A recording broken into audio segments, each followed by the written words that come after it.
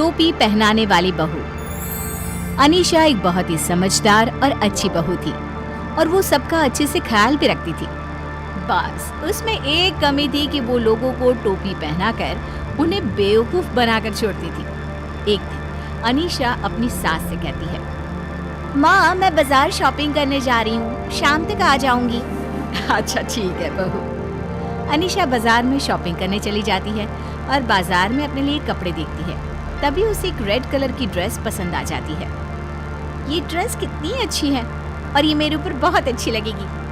अनीशा दुकानदार से ड्रेस का रेट पूछती है। भैया ये रेड वाली ड्रेस कितने की दी? 2000 रुपए की। क्यों भैया 2000 रुपए? इतनी महंगी ड्रेस? अरे एकदम ओरिजिनल पीस है बहन जी। हाँ वो तो ठीक है पर ड्रेस बहुत महंगी है। इसका दाम ठीक से लगा लो ना। अभी ये सेम ड्रेस मैंने आगे दुकान में देखी थी, 1000 रुपए में मिल रही थी। देखो बहन जी ये एक ही पीस बचा है, चलिए आपके लिए 1500 लगा लेता हूँ, ठीक है? नहीं भैया इस ड्रेस की तो मैं 1000 ही दूंगी। देखो तो इसका कपड़ा भी कितना हल्का है। अरे भैया रेट ठीक कर लोगे तो मैं एक और ड्रेस ले लूंगी। फिर अनीशा एक और ड्रेस देखने लगती है। अच्छा ठीक है चलिए 1000 ही दे दीजिए। फिर अनीशा एक और ड्रेस देखती है और कुछ देर बाद दुकानदार से कहती है, भैया एक काम करो, आप मुझे ये रेड वाली ही ड्रेस दे दो, दूसरी ड्रेस मैं फिर कभी आकर ले लूंगी। अरे मैडम अभी तो आप कह रही थी कि मैं एक और ड्रेस ले लूंगी। क्या है ना भैया, फिलहाल मुझे ये रेड वाली ही दे दीजिए क्योंकि मुझे कोई और समझ में ही नहीं आ रही। अनीशा दुकानदार को अपनी बातों से टोपी पहनाकर उसे बेवकूफ बना देती है और उससे 1000 रुपये में ड्रेस खरीद लेती है और फिर उसे उसके 1000 रुपये पकड़ा देती है और उससे ड्रेस ले लेती है। शॉपिंग तो हो गई, चलो अब घर चले। अनीशा ऑटो वाले को रोकती है और उसे अपने घर चलने के लिए कहती है। भैया चलोगे क्या?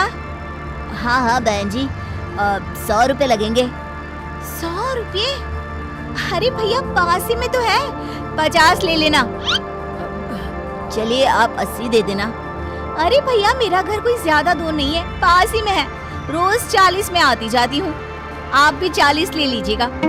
अनीशा उस ऑटो वाले को अपनी बातों से उलझाकर उसे ऐसी टोपी पहनाती है कि वो 40 रुपए में उसके घर तक जाने के लिए तैयार हो जाता है। आधे रास्ते पहुंचकर ऑटो वाला अनीशा से कहता है, अरे बहन जी और कितनी दूर है आपका घर? बस भैया आ ही गया, ये जो सामने वाली गली है ना उसमें ले लेना। ऑटो वाले को अनीशा धीरे धीरे करके अपने घर तक ले जाती है। बहन जी यहाँ तक आने के 150 रुपए लगते हैं, आप मुझे 40 रुपए में ले आई, अब 100 रुपए दे दीजिएगा। अरे नहीं नहीं भैया आपने 40 में हाँ बोला था ना, मैं 40 ही दूंगी, आप यहीं रुको, मेरे पास खुले पैसे नहीं है, मैं आपको अभी घर के अंदर जाकर पैसे ला कर देती हूँ। अनीशा ऑटो वाले को वहीं रोककर घर के अंदर अपनी सास के पास जाकर कहती है, माँ जी आपके पास 40 रुपए खुले होंगे क्या? मुझे ऑटो वाले को देने हैं, मेरे पास 2000 का बंधा नोट है और ऑटो वाले के पास 2000 के खुले नहीं है। अच्छा अच्छा अभी दे देती हूँ। सास घर के अंदर जाती है और बहू को 40 रुपए पकड़ाते हुए कहती है, ये ले बहू 40 रुपए।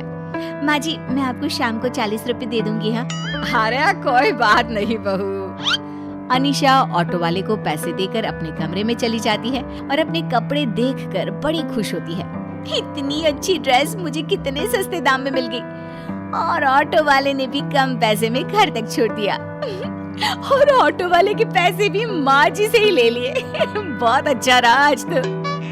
शाम हो जाती है, फिर अनीशा घर के कामों में लग जाती है और जैसे ही रात होती है वो खाना बनाने की तैयारी में लग जाती है। जब खाना बनकर तैयार हो जाता है वो सबको खाने की टेबल पर आने के लिए आवाज लगाती है, खाना लग गया है जल्दी से आ जाओ।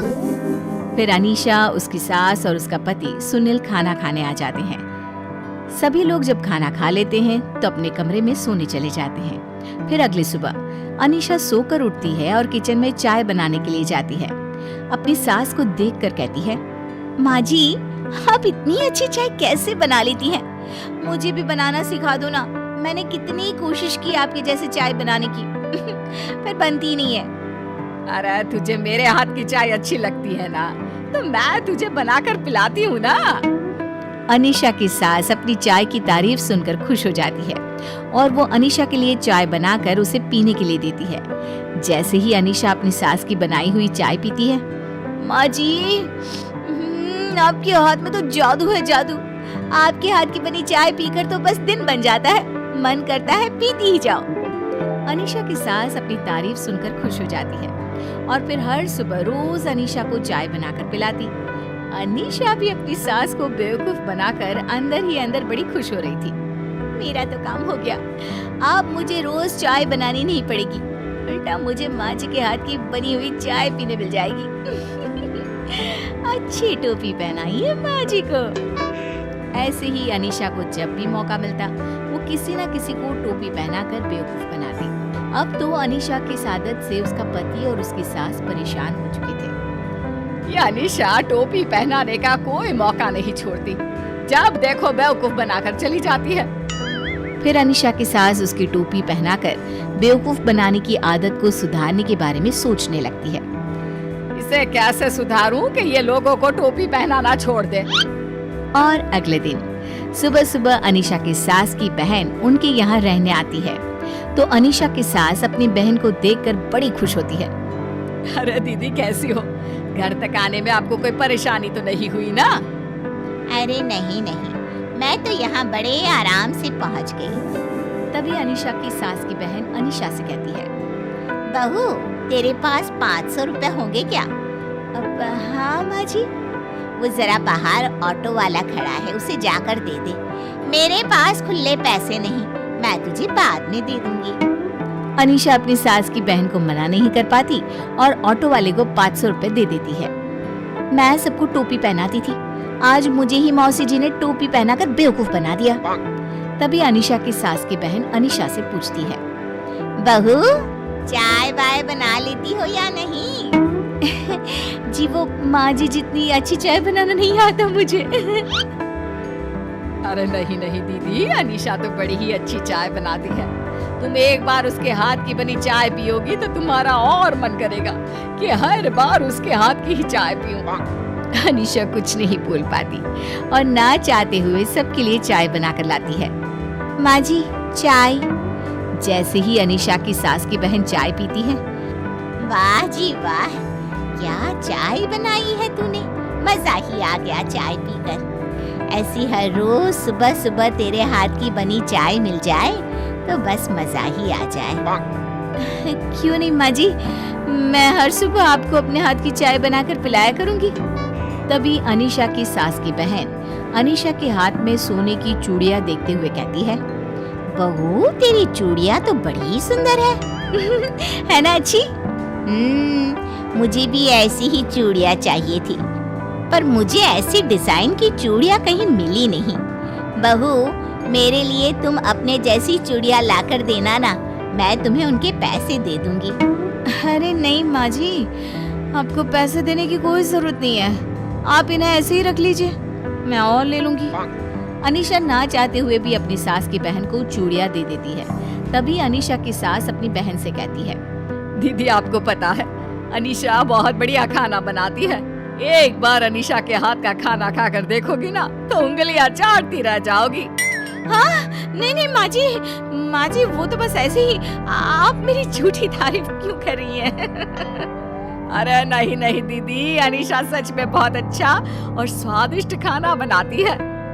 अनीशा की सास ये सब कह रही थी, तभी अनीशा का पति भी आ जाता है और कहने लगता है, हाँ मौसी, अनीशा सच में बहुत ही अच्छा खाना बनाती है, बस इसकी जितनी तारीफ करो कम है।